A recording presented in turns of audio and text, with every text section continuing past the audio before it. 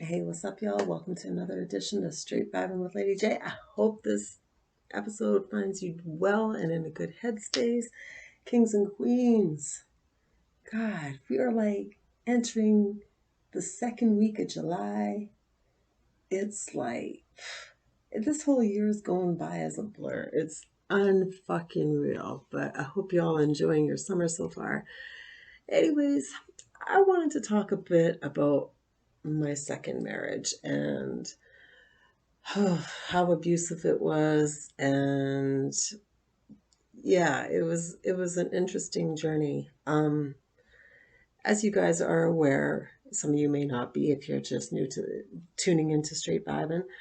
I used to be a dancer, so back in early 2000s, I went to Seattle to visit a friend and was there for Super Bowl weekend, just hanging out and stuff. And during this time, I was still talking to my second husband. Now, I met my second husband off of blackplanet.com. Yes, yes, Black Planet. Um, and he hit me up one morning and was like, he was in Winnipeg, Manitoba. It's another area up here in Canada. If you're not familiar where Canada is, it's above North Dakota. Anyways, he had called me one morning and he had said that he had bought a ticket to come out to fly out here where I'm at to come see me and gave me the flight. It was coming in the morning, like in a few days, and I ended up going to the airport and picking him up. And, it was good. But a short time after, and when I say a short time after, I'm talking like a couple of weeks, we got married. And I didn't even really know him like that. I mean, I knew him through, online. What possessed me to get married to him, I'm not 100% sure if I think of it off the top of my head. But so we ended up having a small little wedding, very small. It was just two witnesses, justice of the peace, and me and him. And again, this was at a time that I was dancing. He was really supportive of what I did. He, being in the dancing industry up here, you're out of town a lot. And he would accompany me on some of these trips. And there was times we were in a good place, and then there was times we were in a bad place, and there was times he got physical with me and he got physical with my children. I lost my children to the system for a certain amount of time and I had to fight the system to get them back. And I have to say that was probably the longest, boy, 8 months of my life, 8 to 10 months. It was hard. um but during the time that we were together, I mean, when it came to like when I lost my kids, the situation with that, I was working up north for 2 weeks and I had gotten a call and, he had said to me, that one of my children was acting out and, he disciplined that child. And I was like, okay, well, what could I do at that point, right? I was just going by what I was being told and what have you. And when I came back, my child was in the corner and he had bruises on his forehead and on his back. And the first thing I thought of, I mean, it was like, oh my God, what's going to happen? I'm going to lose my kids if I call the cops, it just everything. So I kind of kept that shit quiet, but I ended up reaching out to my ex, the one that had passed away. As I mentioned here a few weeks ago, he passed away in May. I reached out to him and he was a nurse. So he went ahead, you take an oath and what have you. So he had relayed that message on to authorities and authorities came, took my children away. And so the turmoil started. And let me tell you, through that, I found out what, the government sees as abuse. It's a very fine line as to what is abuse.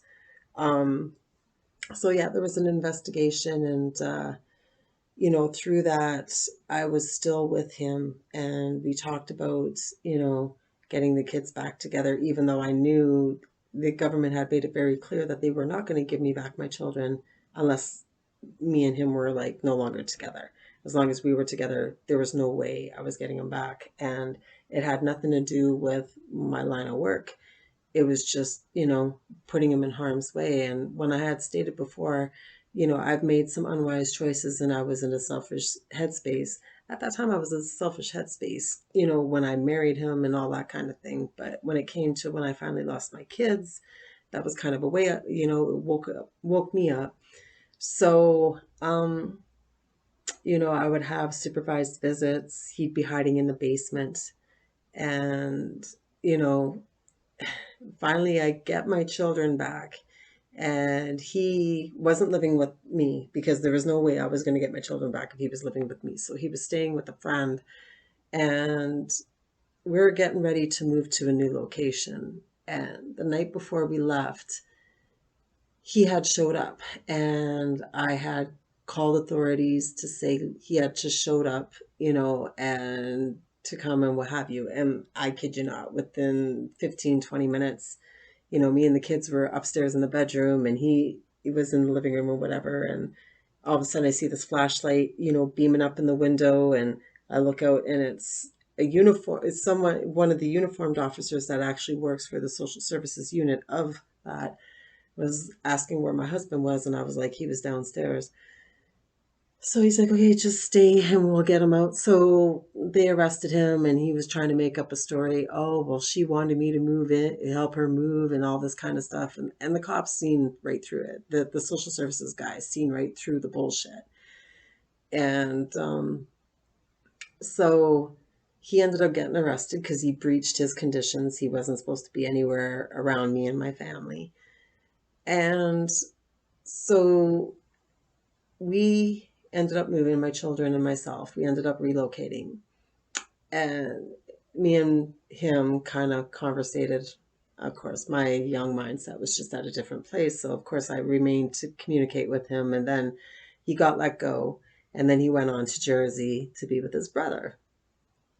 So we'll fast forward like 7, 8 months later. I was still in the dancing and what have you. And this is when I went to Seattle. And I was doing my thing out there, hustling out there a little bit and what have you. And I had reached out, me and my husband were still talking, even though he was in Jersey and what have you. And one weekend I had a friend come and visit me from North Carolina. And let me tell you, my husband was just like blowing up my phone, blowing up my phone. I had my friend that I was staying with answering the phone for me, being like, she's busy, she can't take your call. My friend from North Carolina was like, bro, like, fall back. And he's like, well, you and me are from the same state. Like, they were just going back and forth. And my friend from that was visiting from NC was just like, bruh, like, give her till Monday, like, we're hanging out, call after this time on Monday when I'm gone and what have you. So Monday had come, and the phone was blowing up. Has he left yet? Has he left yet? Jude was like impatient. I was like, oh my God, can you just get off my dick and let me just like have time with my friend, and I'll give you all the time you want. Like, you want to talk, we'll talk, but just, when I can. So I kid you not, no sooner than I drop my friend off, I'm driving, leaving SeaTac Airport, and all of a sudden I get a phone call and it was like, where are you at? Did you drop dude off? I was like, yeah. And he's like, okay, so turn back around. And I'm like, say what? He's like, turn back around.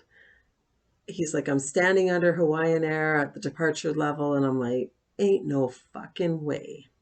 And lo and behold, I turn the car around, drive up, and he is standing right the hell there. He has a ring in his hand. He's swearing up and down. He wants to make things right and all this kind of thing. And at this point, I was getting ready to leave Seattle and continue on to Phoenix. And I went to Phoenix and he followed. So,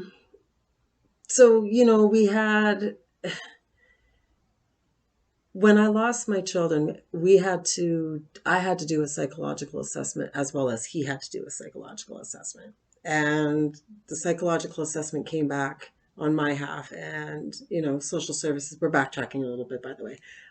Social services had no concerns with the results that they had seen. Like, there's like, okay, there's nothing up with her parenting skills. She's solid, this and this and that. We went for his results, and the psychologist that he was given to take the test with or whatever, the psychologist says to him, with me, my husband, and the social worker that was heading up the case, the psychologist looks at my husband and he says, "Have you taken psychology?" And my husband was very smirky, sarcastic, goofy. Like it was just, he was just a unique individual to say the least.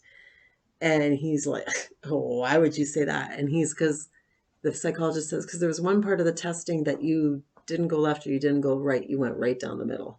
Let me tell you, when I heard that, I was like, yo, like red flags, bells, whistles, the whole nine went off. Like, I was just like, okay, so if a psychologist is saying this is some real crazy shit, right? Plus, also the results had determined that he had a mentality of a 10th grader, which I already kind of figured. So, knowing that, as time went on and now going back to Phoenix, he was very, yeah, multi-personality, I would think. Like he was, like I said, he was goofy. There was times he was really caring, then there was times he was really abusive and what have you. And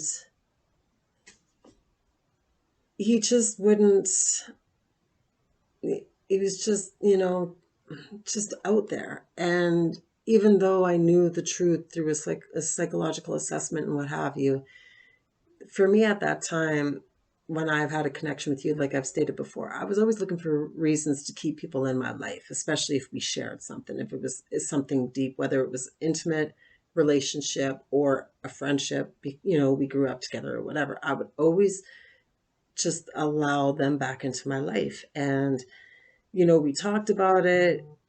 I was going to move back to Phoenix with the kids. This is what I had been planning in my head, and we were going to start a whole new life and all this kind of thing.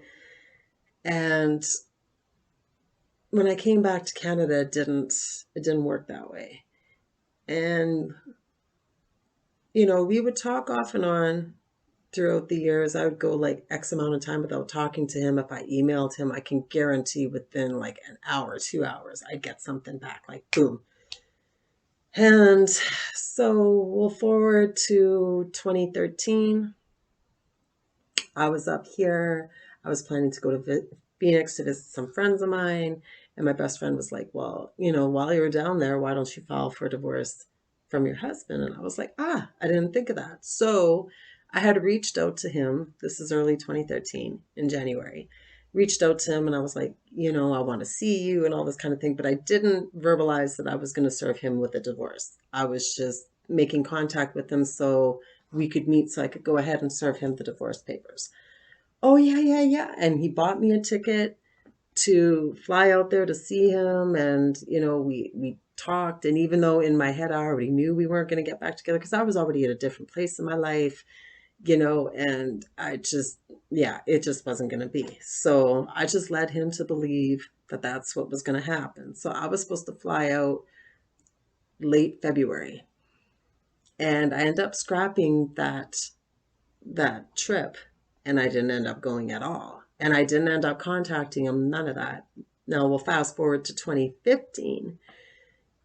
I had planned to go to Phoenix again. So through this, I try to reach out to him and no reply.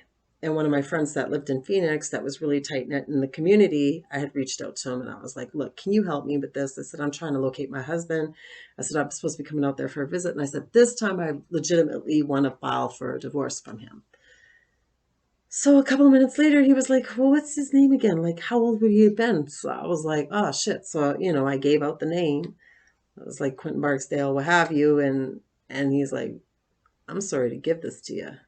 And he sends me a link dating back to mid-January, short, like few days after I had spoken to him when he bought me an airline ticket to fly to Phoenix and he was shot and killed. And let me tell you, when I read that article, I was shook. I was like, wait, what? Like, nah. Okay. And based off of what the media was saying, and knowing what I know, being in a relationship with him and having the psychological assessment, he had done and hearing the results, I was thinking the story and what I knew kind of just gelled together. And I was like, oh shit, and I needed a moment to process it because I was like, wait, what? And so I tried to contact his family, because I wasn't really close to his family. Now remember, we just established this whole marriage connectivity thing through Black Planet. Like I talked to his family a few times over the phone, but I had never met him. And so I ended up calling Maricopa County Police, and a lady had picked up the phone and told me to, please hold. She was going to get some information for me. And she came back and she's like, oh, sorry, it's an open and closed case. We have no information for you. Click. And I'm sitting there dumbfounded, like, wait a minute, what? Legally, I'm still his wife. You don't know nothing about our relationship, none of that. Like, you didn't even contact me.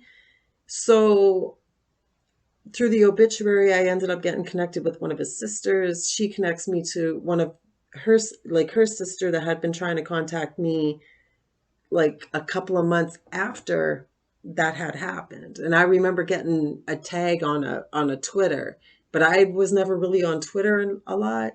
And when I looked at it like later 2013 and I clicked back on that message, it was gone.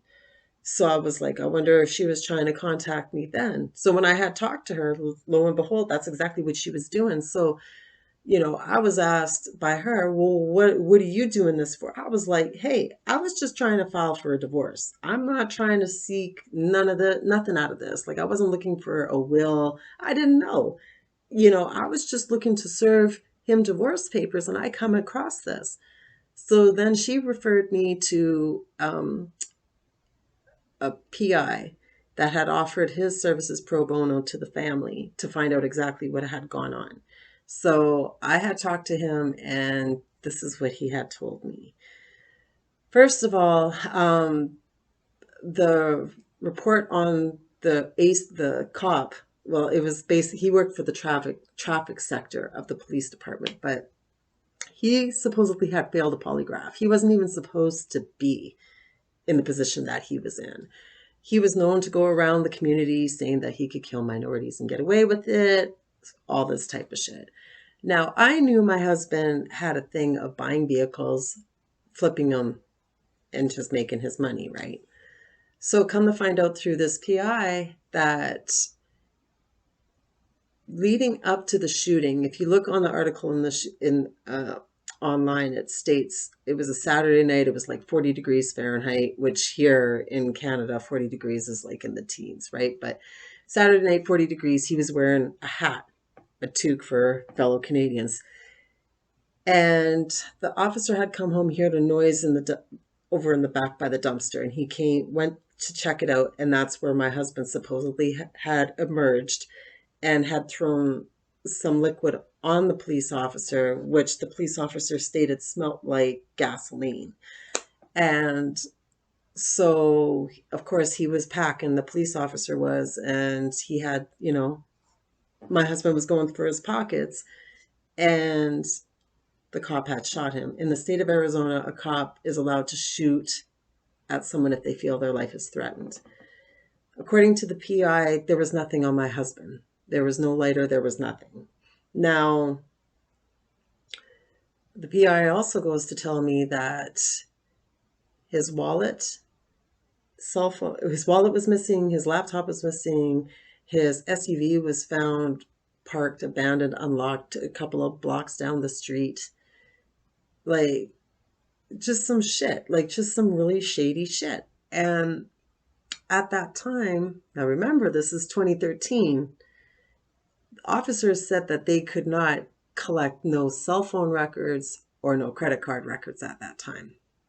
This was days after I had talked to him and days after he had purchased a ticket for me to fly down to Phoenix to see him on a Canadian airline, mind you. But you couldn't access records. That is the purest bullshit I've ever heard in my life. So that right there was like, that, that was it. Like for me, that part of it was like when I called and they said it was an open closed case, I was like, they legitimately swept this shit under the rug. So, I had mixed feelings because of the fact that he had broken my family. My family had been broken up, but he had beat it on me. Like, there had been times I'd been dancing and I had stated before I had bruises, like, and I would hear the game is run by HA. So, I mean, I've seen different, personalities of him. I knew what he was capable of doing. So when I read the report online, it really fell in line with what I knew of him. But then when I get more details of the investigation and what really went on, I was like, wait a minute. Did this cop just legitimately just do some fucking research and just because what had happened was a few days prior to that shooting, my husband flipped a vehicle and him and the cop were actually cool with each other. They talked, they, whatever. They hung out. Like not like the best friends, but they hung out. And when my husband had sold the vehicle, he had a safe in his apartment and he stored that money in the safe. And a couple of days prior to that shooting, my husband had come home. Well, anyway, he had come home and the money was gone. And the only one that knew of that money was the police officer. So, of course, my husband went to the police station to file a report.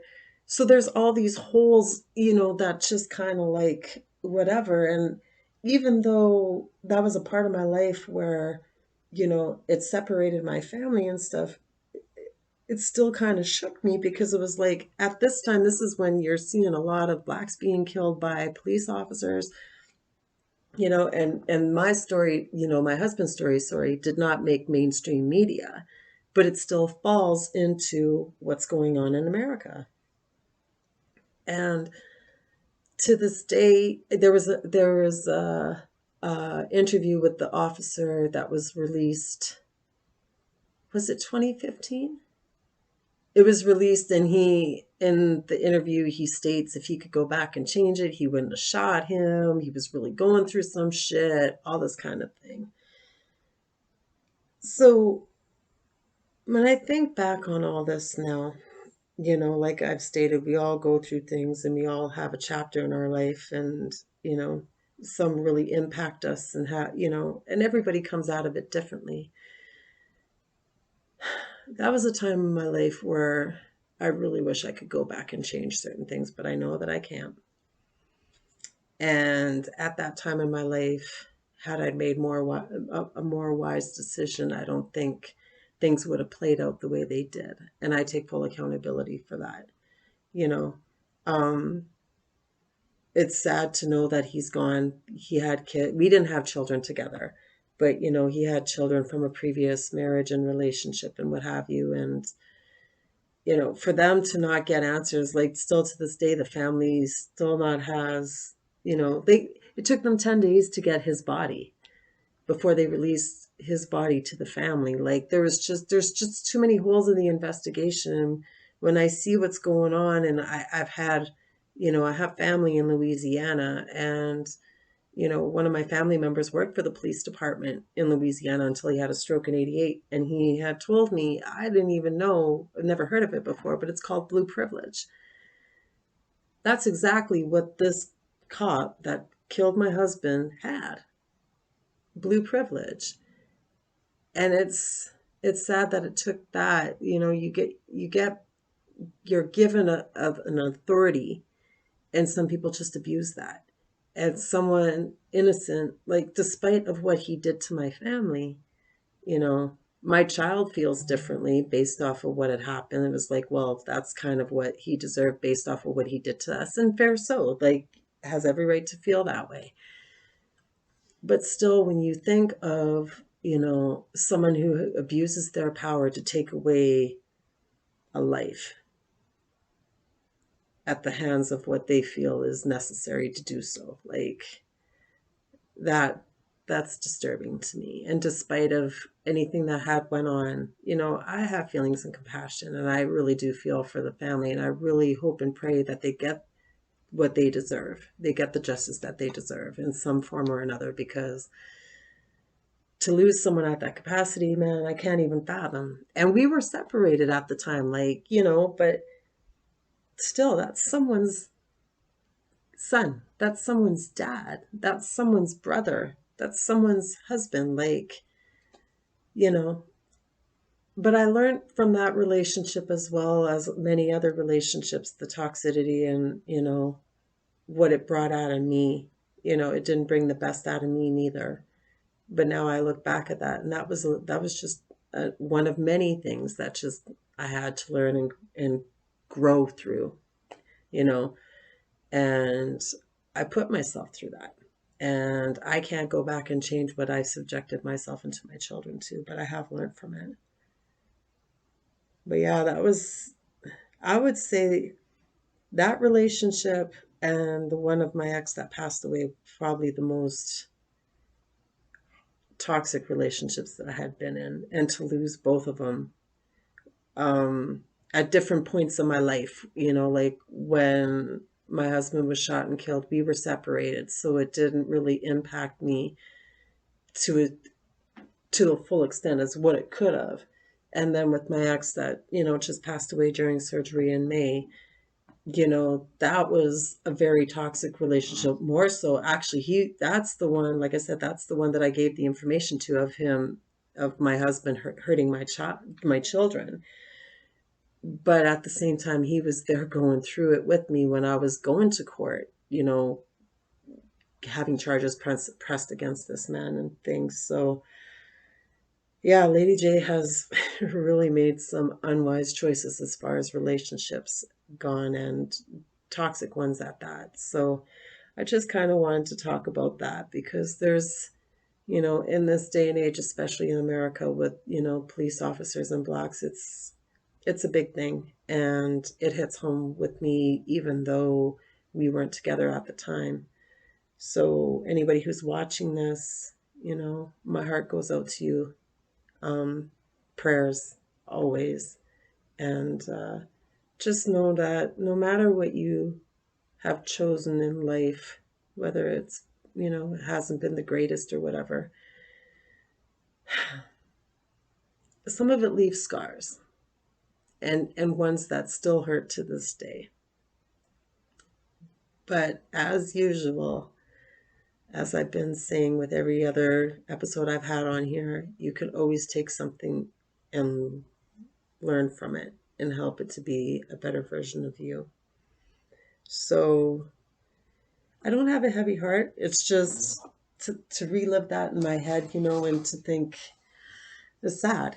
It's really sad. So, and here I am, despite, those unwise decisions, here I am sharing my story with you. So thank you so much for chiming in. Thank you for vibing. It means a lot to me for you to take time out of your day to sit here and listen to my stories and my my blue blah blaze, whatever you want to call it. It means a lot to me to have these stories to tell, and for you to listen and possibly take something from it, or at whatever capacity that you are taking straight vibing. Just thank you, because you didn't have to. So until the next episode, y'all keep vibing whatever your vibe is. We're days away onto Lady J hitting the road. Stay tuned for where we're going to. Not much longer, a little over a week and change to go. So I look forward to these endeavors, if that's what we could say right here. So y'all have a super blessed day. Until the next episode, keep straight vibing, y'all. Love y'all.